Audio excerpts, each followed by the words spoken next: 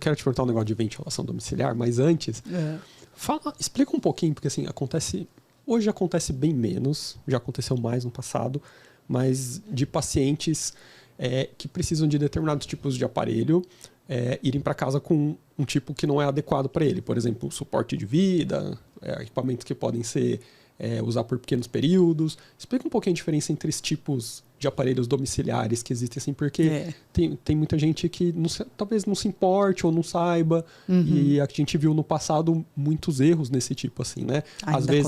Às vezes que até talvez não trouxe prejuízo para o paciente, mas que poderia ter trazido, né? Na verdade, Ivens, não traz prejuízo para o paciente, porque o paciente crônico é um paciente muito estável. É diferente de um paciente crítico, né, que você vira o rosto do leito, a saturação dele despencou. Como eu disse, cada vez mais a gente tem pacientes graves, né, sendo atendido em domiciliar, mas de um modo geral, ele está numa fase crônica. Então, até as intercorrências, elas acontecem com um pouco mais de lentidão.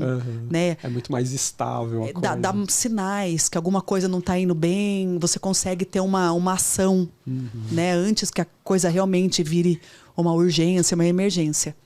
Mas ainda acontece essa coisa do erro, né, da indicação do equipamento. Mas esse é um problema tão mais amplo que às vezes não envolve só a falta do conhecimento, né, do profissional ou dos profissionais da equipe multiprofissional não entender que aquele paciente está precisando de algo que dê mais suporte, ou que ele está com um recurso super valorizado, que ele poderia estar com algo inferior, que atenderia ele tão bem quanto, porque acontece as duas coisas, né? A supervalorização, a superindicação e a, né, subindicação dos equipamentos. Mas isso também envolve as questões comerciais, né, Ivens? Que é complexo. Né? Então, às vezes, o direito que aquele paciente tem naquela operadora, naquele plano de saúde, não cobre uma coisa maior do que aquilo. E aí a gente vai tendo que se adaptar ao que tem na mão, né? Desde que, claro, não ofereça um risco maior para o paciente, né? Mas, via de regra, a gente tem 4 categorias de equipamentos possíveis para ventilação mecânica em domicílio. Os CPAPs, os BIPAPs, que a gente chama de espontâneos, né? BIPAP para exercício. Os BIPAPs que têm modalidade com frequência respiratória de backup, que daí já dá um suportezinho ali maior na vigência de uma falha, né, do drive respiratório. E a gente vem para os ventiladores mecânicos propriamente ditos, que daí tem 2 categorias. A gente tem o ventilador que é só pressórico, que só tem modalidades cicladas à pressão, e a gente tem os modelos que são pressóricos e volumétricos.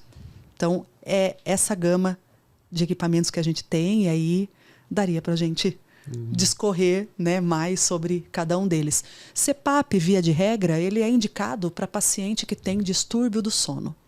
Apneia do sono. Não é um equipamento que deveria estar sendo usado para exercício respiratório, né, e tudo mais. Apneia do sono, ponto final.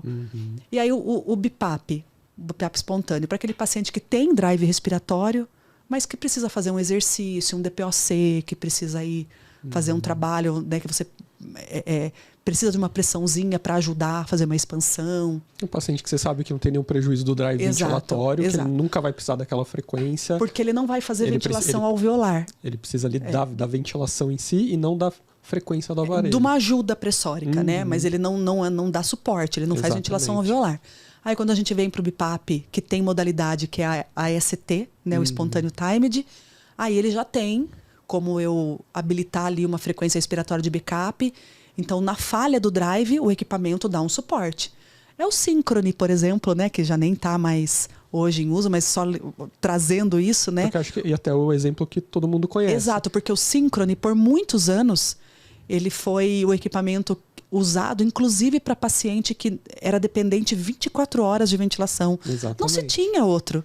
Mas o Synchrony era um equipamento tão bacana que ele conseguia dar esse suporte de vida. Que eu acho que, né? que contemporaneamente ele era o melhor da época dele, né? Digamos depois, assim, né, lá em 2009, que surgiu, né, o Trilogy, né, nosso velhinho, Trilogy ali.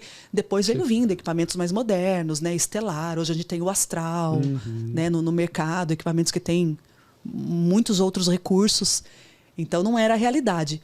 Então hoje a gente consegue, comercialmente, se for possível, escolher dentre essa gama, né, de equipamentos o que é mais adequado.